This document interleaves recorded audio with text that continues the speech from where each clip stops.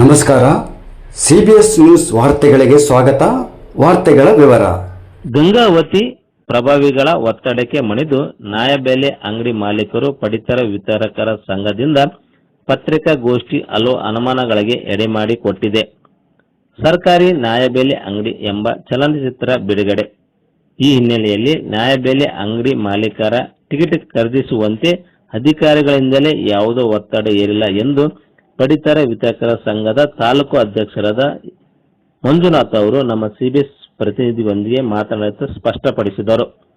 ನಗರದ ಪಡಿತರ ವಿತರಕರ ಸಂಘದ ತಾಲೂಕು ಘಟಕದ ವತಿಯಿಂದ ನಡೆದ ಸುದ್ದಿಗೋಷ್ಠಿಯಲ್ಲಿ ಮಾತನಾಡಿದ ಪಡಿತರ ವಿತರಕರ ಸಂಘದ ತಾಲೂಕು ಅಧ್ಯಕ್ಷ ಮಂಜುನಾಥ್ ಅವರು, ನ್ಯಾಯಬೆಲೆ ಅಂಗಡಿ ಮಾಲೀಕರ ಪ್ರತಿ ನ್ಯಾಯಬೆಲೆ ಅಂಗಡಿಯಲ್ಲಿ ಇಂತಿಷ್ಟು ಹಣ ಚಲನಚಿತ್ರ ಟಿಕೆಟ್ಗಳನ್ನು ಖರೀದಿಸಬೇಕು, ಇಲ್ಲವಾದಲ್ಲಿ 5,000ದಿಂದ 7,000ದವರೆಗೆ ಹಣ ನೀಡಬೇಕೆಂಬ ಯಾವ ಅಧಿಕಾರಿಗಳು ನಮ್ಮ ಮೇಲೆ ಒತ್ತಡ ಏರಿಲ್ಲ ಮತ್ತು ಅಂತ ಘಟನೆಗಳು ನಮ್ಮ ಗಮನಕ್ಕೆ ಬಂದಿಲ್ಲ.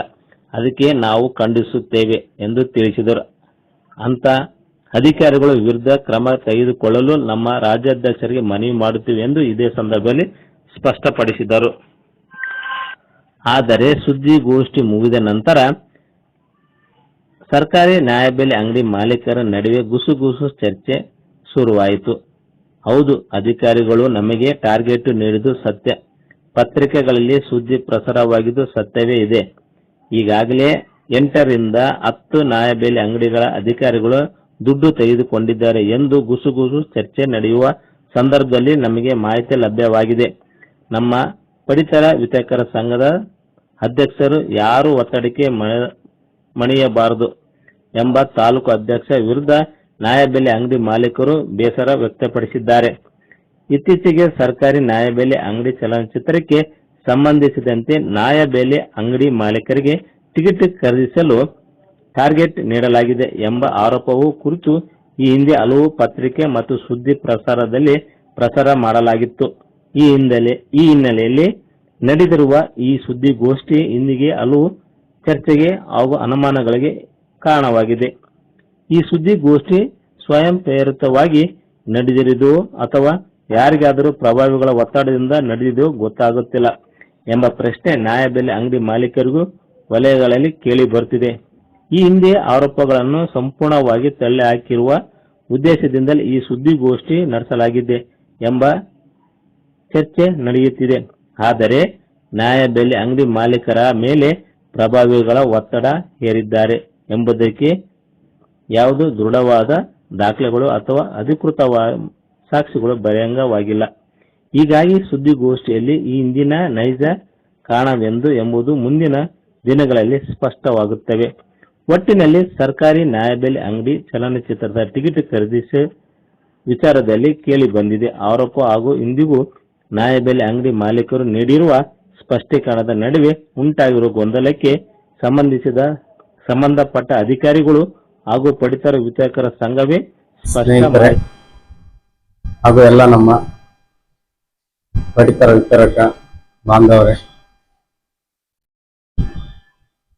ಈ ಒಂದು ಸುದ್ದಿಗೋಷ್ಠಿ ವಿಷಯ ಏನಂದ್ರೆ, ಸರ್ಕಾರಿ ನ್ಯಾಯಬೆಲೆ ಅಂಗಡಿ ಎಂಬ ಚಲನಚಿತ್ರ ನಿರ್ಮಾಣಗೊಂಡು ಇದೇ ತಿಂಗಳ ಶುಕ್ರವಾರದಂದು 31ಕ್ಕೆ ಚಿತ್ರ ಪ್ರದರ್ಶನಗೊಳ್ಳುತ್ತಿದ್ದು, ಆ ಒಂದು ಚಿತ್ರಕ್ಕೆ ಮತ್ತು ಚಿತ್ರತಂಡಕ್ಕೆ ಶುಭವನ್ನು ಕೋರುತ್ತಾ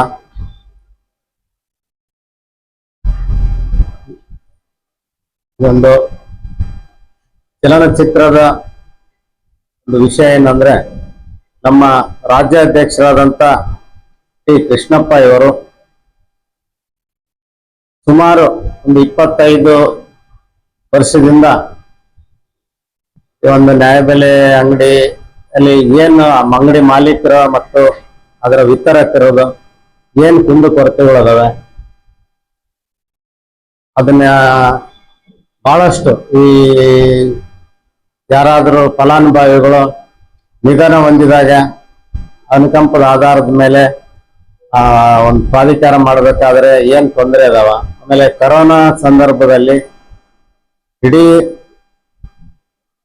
ರಾಜ್ಯದಲ್ಲಿ ಎಷ್ಟೊಂದು ನಾವು ಶ್ರಮ ಹಾಕಿದ್ವಿ. ಆಮೇಲೆ ನಮ್ಮ ಪಡಿತರ ವಿತರಕರು ಅದರಲ್ಲಿ ಸುಮಾರು ಜನ ಕರೋನಾ ಒಂದು ಮಹಾಮಾರಿಗೆ ತುತ್ತಾಗಿ ಜೀವನೇ ಕಳ್ಕೊಂಡ್ರು. ಅವೆಲ್ಲವೂ ಬೇರೆ ಬೇರೆ ಅನೇಕ ವಿಷಯಗಳು. ಅದರ ಬಗ್ಗೆ ಒಂದು ಸರ್ಕಾರಿ ನ್ಯಾಯಬೆಲೆ ಅಂಗಡಿ ಎಂಬ ಚಲನಚಿತ್ರವನ್ನ ನಿರ್ಮಾಪಕರಾದಂತ ಬಾಮಾ ಹರೀಶ್ ಅವರು ಮತ್ತು ಪದ್ಮಾವತಿ ಚಂದ್ರಶೇಖರ್ ಅವರು, ಅದು ತೇಜಮೂರ್ತಿ ಅವರು, ಮತ್ತು ಈ ಚಲನಚಿತ್ರದಲ್ಲಿ ಮುಖ್ಯ ಪಾತ್ರದಲ್ಲಿ ಕುಮಾರ್ ಬಂಗಾರಪ್ಪ ಅವರು ಮತ್ತು ರಾಗಿಣಿ ಅವರು, ಆಮೇಲೆ ಹಿರಿಯ ನಟರಾದ ದೊಡ್ಡಣ್ಣ ಅವರು ಅವರೆಲ್ಲ ನಟಿಸಿದಂತ ಒಂದು ಸಿನಿಮಾ ಇದು.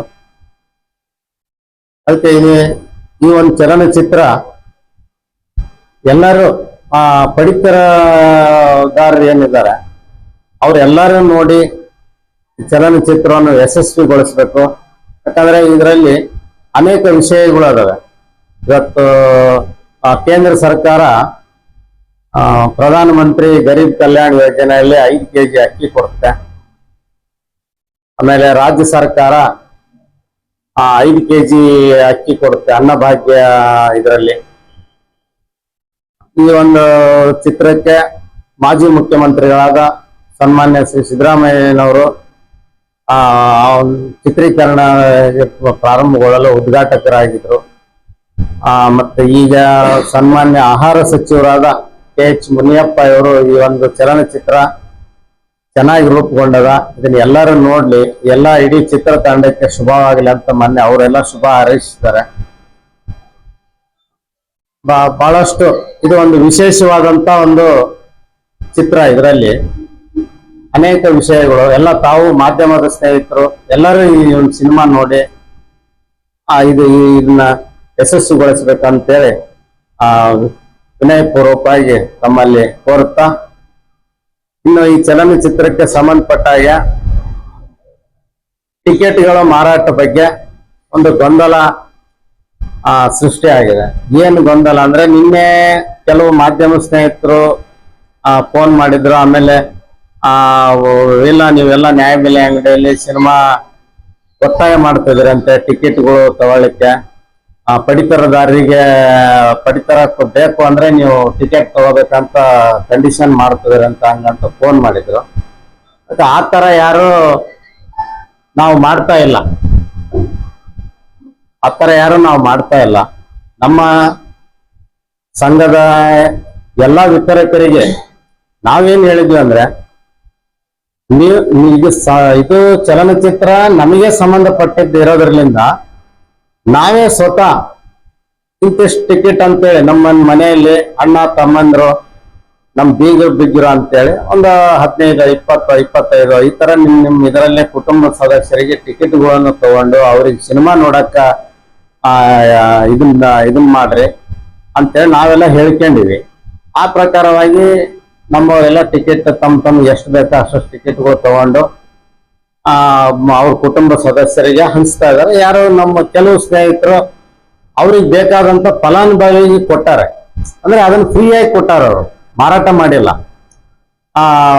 ಅವ್ರವರು ಆತ್ಮೀಯತೆ ಅದು, ಅವರಿಗೆ ಬಿಟ್ಟು ವಿಷಯ, ಅವ್ರಿಗೆ ಫ್ರೀಯಾಗಿ ಕೊಟ್ಟಾರ. ಅವ್ರವ್ರ ದೋಸ್ತಾನ ಇದ್ರಾಗ ನೀವು ನೋಡ್ರಿ ಚೆನ್ನಾಗಿ ಬಂದ ಸಿನಿಮಾ ಅಂತಂದು ಕೊಟ್ಟಾರ. ಅದನ್ನ ಬಿಟ್ರೆ ನಮಗ ತಿಳಿದ ಮಟ್ಟಿಗೆ ನಮ್ಮ ಪಡಿತರ ವಿತರಕರ ಸಂಘದವ್ರು ಯಾರು ಟಿಕೆಟ್ ಅನ್ನ ಎಲ್ಲಿ ಕೂಡ ನಾವು ಮಾರಾಟ ಮಾಡಿಲ್ಲ.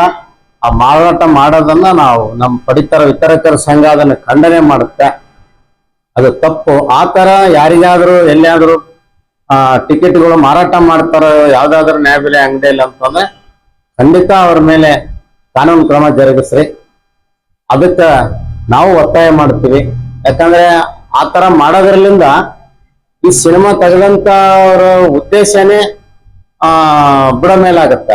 ಯಾಕಂದ್ರೆ ಅವ್ರೇನೋ ಒಳ್ಳೆ ಉದ್ದೇಶ ಇಟ್ಕೊಂಡು ಒಂದು ಚಲನಚಿತ್ರ ತೆಗೆದು ಇದು ಮಾಡಿದ್ರೆ ಈಗ ನಮಗಿನ ಅವ್ರಿಗೆ ತಿಳಿಸಿದ್ರು ಚಲನಚಿತ್ರ. ಈಗ ನಾವೆಲ್ಲ ಮಂಡ್ಯ ಸೈಡ್ ಎಲ್ಲ ನಾವು ಗಂಗಾವತಿ ಇದ್ರಲಿಂದ ನಮ್ಮ ಸಂಘದ ವತಿಯಿಂದ ಸುಮಾರು ಒಂದು 15-20 ಜನ ನಾವು ವೆಹಿಕಲ್ ಮಾಡ್ಕೊಂಡು ಆ ಸಂಘದ ಕೆಲವು ಸಿನಿಮಾದ ಕೆಲವು ಸೀನ್ ನಲ್ಲಿ ಪ್ರತಿಭಟನಾ ಸೀನ್ಗಳಲ್ಲೆಲ್ಲ ನಾವು ಭಾಗವಹಿಸಿ ಅಲ್ಲೆಲ್ಲ ನಾವು ಅದ್ರಲ್ಲಿ ಸಿನಿಮಾ ಶೂಟಿಂಗ್ ಅಲ್ಲೆಲ್ಲ ನಾವು ಅದು ಚಿತ್ರೀಕರಣ ಇದರಲ್ಲಿ ನಮಗೂ ಒಂಥರ ಏನೋ ಒಳ್ಳೆ ಖುಷಿ ಆಯ್ತು. ನಮ್ದೇ ಒಂದು ನಮ್ಮ ಇದಕ್ಕೆ ಸಂಬಂಧಪಟ್ಟಿದ್ದೆ ಸಿನಿಮಾ ಬಂದದ ಅಂತ ನಾವೆಲ್ಲ ಖುಷಿಯಾಗಿ ಅದಕ್ಕೆ ಸಂಬಂಧಪಟ್ಟಂಗೆ ನಾವು ಇಂತಿಷ್ಟು ಅಂತೇಳಿ ನಾವು ತಗೊಂತ ಇದ್ವಿ ಅದು ಯಶಸ್ವಿಗೊಳ್ಳೆ ಅಂತ. ಯಾರ ಕಿಡಿಗೇಡಿಗಳು ಏನೋ ಸ್ಟೇಟ್ಮೆಂಟ್ ಕೊಟ್ಟು ಏನೋ ಹೇಳಿಕೆ ಕೊಟ್ಟ ಅವೆಲ್ಲ ಗೊಂದಲಗಳು ಸೃಷ್ಟಿ ಮಾಡಿ ಇಲ್ಲಿ ಪಡಿತರ ಚೀಟಿದಾರರಿಗೆ ಇದು ಟಿಕೆಟ್ ಮಾರಾಟ ಮಾಡ್ತಿದ್ದಾರೆ ಅಂತೇಳಿ ಮುಖ್ಯ ಕಾರಣ ಅದಲ್ಲ. ಇಲ್ಲಿ ಮುಖ್ಯ ಕಾರಣ ಇಲ್ಲಿ ಬಂದಿದ್ದು ಆರೋಪ ಬಂದಿರೋದು ನ್ಯಾಯಬೆಲೆ ಅಂಗಡಿಯವರಿಗೆ ಒತ್ತಡ ಹಾಕ್ತಿದ್ದಾರೆ ಅಧಿಕಾರಿಗಳು. ಈ ಟಿಕೆಟ್ ಅನ್ನ ನ್ಯಾಯಬೆಲೆ ಅಂಗಡಿಯವರು ಇಂತಿಷ್ಟು ಟಿಕೆಟ್ ಅಂತ ಹೇಳಿ ಖರೀದಿ ಮಾಡಬೇಕು, ತಾವು ತಮ್ಮ ಕುಟುಂಬ ಸದಸ್ಯರಿಗೆ ತೋರಿಸ್ಬೇಕು, ಕೊಡ್ಬೇಕು. ಇದು ಪಡಿತರ ಚೀಟಿದಾರರಿಗೆ ಇದು ಮಾರಾಟ ಮಾಡಿ ಅಂತ ಹೇಳಿ ಇಲ್ಲ. ಇದರಲ್ಲಿ ನ್ಯಾಯಬೆಲೆ ಅಂಗಡಿಯವರು ಒಂದು ಅಂಗಡಿಯಿಂದ 5,000 to 7,000 ರೂಪಾಯಿ ನೀಡಬೇಕು. ಅದು ಆಹಾರ ಇಲಾಖೆ ಅಧಿಕಾರಿಗಳ ಮೂಲಕ ಅದು ಹಣ ತಗೊಳ್ತಿದ್ದಾರೆ ಅಂತೇಳಿ ಇಲ್ಲ ಆರೋಪ ನಮಗೆ ಮಾಹಿತಿ ಲಭ್ಯವಾದ ಪ್ರಕರಣ ಹೇಳ್ತಾ ಇದ್ದೀವಿ. ಇಲ್ಲ, ಅದು ನಮ್ಮ ತಾಲೂಕಿನಲ್ಲಿ ನಮ್ಮ ಸಂಘದವ್ರಿಗೆ ಯಾರಿಗೂ ಆ ರೀತಿ ಯಾರು ಒತ್ತಡ ಮಾಡಿಲ್ಲ. ಟಿಕೆಟ್ ತಗೊಳ್ರಿ ಅಂತ ನಾವು ನಮ್ಮ ಅಧ್ಯಕ್ಷರ ಜೊತೆಗೆ ಮಾತಾಡಿ ನಾವು ಮೆಸೇಜ್ ಹಾಕಿಟ್ಟಿದ್ದೇವೆ ನಮ್ಮ ಗ್ರೂಪ್ ಅಲ್ಲಿ. ಒಂದೊಂದು ಅಂಗಡಿಯವರು ಇಂತಿಷ್ಟು ಟಿಕೆಟ್ ತಗೊಳ್ರಿ, ಕಡ್ಡಾಯ ಏನಿಲ್ಲ ಅವ್ರಿಗೇನು, ಅಲ್ಲಿ ನಿಮ್ ಕುಟುಂಬ ಸದಸ್ಯರು ನೋಡ್ರಿ ಅಂತ ಹಾಕಿದ್ವಿ. ಬೇರೆ ಕಡೆ ಯಾವ ನಮಗೆ ವಿಷಯ ಗೊತ್ತಿಲ್ಲ. ಬಟ್ ನಮ್ಮ ತಾಲೂಕಲ್ಲಿ ನಮ್ಮ ಸಂಘದ ವಿತರಕರು ಯಾರು ಒತ್ತಡ ನಮಗೆ ಯಾರು ಹಾಕಿಲ್ಲ. ನಾವು ಟಿಕೆಟ್ ಕೂಡ ಮಾರಾಟನು ಮಾಡ್ತಾ ಇಲ್ಲ. ಈಗ ಎಲ್ಲ ನ್ಯಾಯಬೆಲೆ ಅಂಗಡಿಯವರು ಸ್ವ ಇಚ್ಛೆಯಿಂದ ತಾವು ಹೇಳ್ತಿದ್ದೀರಾ, ಇಲ್ಲ ಯಾರಾದ್ರೂ ಒತ್ತಡಕ್ಕೆ ಮಣಿದು ತಾವು ಹೇಳ್ತಿದ್ದೀರಾ ಅಂತ? ಒತ್ತಡಕ್ಕೆ ನಮ್ಮ ಸಂಘದಿಂದ ಈ ಚಲನಚಿತ್ರದ ಬಗ್ಗೆ ನಮ್ಮ ಆಗುಹೋಗುಗಳ ಬಗ್ಗೆ